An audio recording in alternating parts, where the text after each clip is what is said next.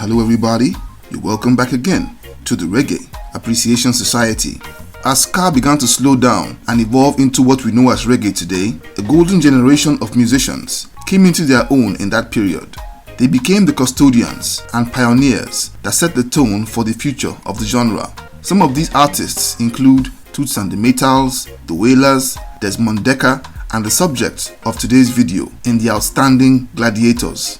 Just like other members of that gifted generation, they were among the first to break into the international market, mesmerizing listeners across the globe and literally putting Jamaican music on the map. The group started as a crazy idea on a construction site and became a major force in Jamaican music and one of the unshakable pillars of roots reggae.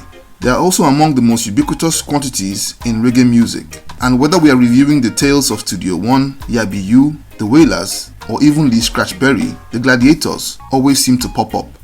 Led by the mercurial frontman Albert Griffiths, the group was part of a core of musicians that kept roots reggae alive during the total domination of the musical landscape by dancehall and are celebrated today as one of the custodians of roots reggae.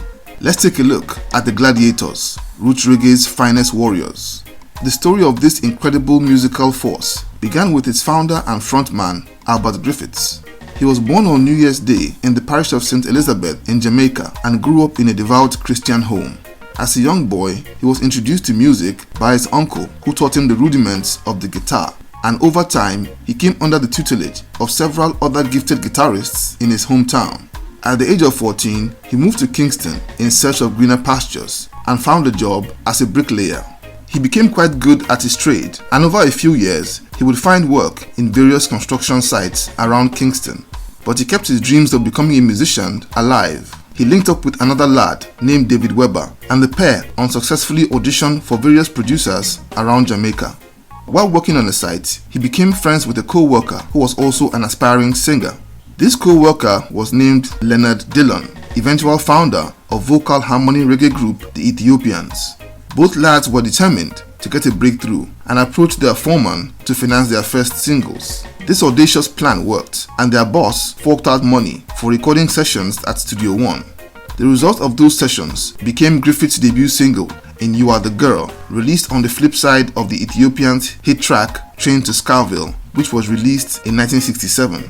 Encouraged by the positive feedback, he joined forces with another aspiring singer named Errol Grandison, and the trio that would become known as the Gladiators was born. Griffiths now had a group, but was yet to give it a name. So one day, he struck up conversation with a fellow passenger on a bus and told the man that he was looking for a name for his new musical group. This passenger had just seen the movie Ben-Hur and suggested the name The Gladiators to symbolize them as warriors fighting against Babylon. The trio recorded 2 songs with Duke Reid's Treasure Isle Records that didn't hit before moving to Studio One.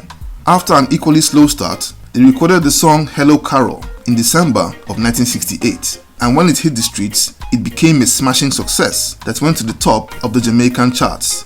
But by 1969, David Webber had developed mental issues and was unable to continue with the group. He was replaced by Clinton Fearon, who had moved from the countryside 2 years before and was a protege of Griffiths. In 1971, Errol Grandison also left the group and was replaced by Gallimore Sutherland. The group became employees of Studio One and became session musicians, backing major artists like The Burning Spear and Stranger Cole, among others. In 1974, they further cemented their reputation as backing musicians based on their work on Yabiyu's track Jah Vengeance that was recorded at Lee Scratch Perry's Black Ark Studios. Perry was so impressed with their performance that he would work with them on several future projects. But unfortunately, due to the strong personalities of Griffiths and Perry, that working relationship fell out not long after. They did this while also releasing their own hit singles like Mr. Baldwin, Bongo Red, and Jaja Go Before Us. These songs caught the attention of Virgin Records UK, whose subsidiary, Frontline Records, was focused on reggae artists, and the label signed them up in 1976. To start work on their debut album for Virgin, they hooked up with producer Tony Robinson and started their recording at Joe Gibbs Studio. They collaborated with a team of crack session musicians, including Sly Dunbar and Lloyd Parks, on songs that would go into their debut album. The result of these spectacular recording sessions was their debut album, Trenchtown Mix-Up, a record simply bursting with hits like Chatty Chatty Mouth, Looks is Deceiving, Rude Boy Scar, and the cover of the Wailers track, Soul Rebel. 11 excellent tracks that were loaded with local proverbs, parables, and street wisdom that made up what is essentially a roots reggae masterpiece. They followed this outstanding debut with their new album, Proverbial Reggae, in 1978, another great body of music, with excellent instrumentation, vocals, and lyrics that followed their proverbial style of their debut, with flawless tracks like Jar Works, The Best Things in Life, and Dreadlocks, The Time Is Now. Their music was simply exquisite and totally untouchable. Their quality lay in the astonishing lineup that made up the band in that time. In addition to the original trio of Griffiths, Fieron, and Sutherland, they were backed by Sly Dunbar on the drums, Lloyd Parks on the bass, Ansel Collins on the keyboards, and Earl Lindo on synthesizer. Nothing short of a supergroup produced by Joe Gibbs and Errol Thompson that turned out incredible music.